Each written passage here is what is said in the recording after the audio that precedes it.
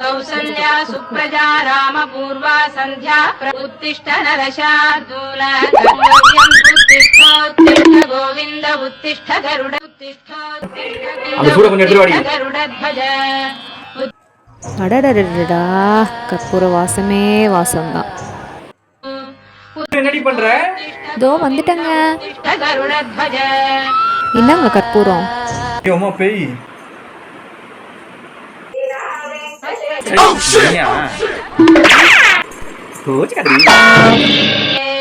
श्री वेंकटेश दयिते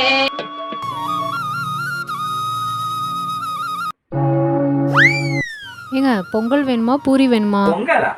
எப்பா பார்த்தாலும் பொங்கல் பூரி. வேற எதுவும் இல்லையா? பொங்கல் வா, எனக்கு திமுற பத்தியா?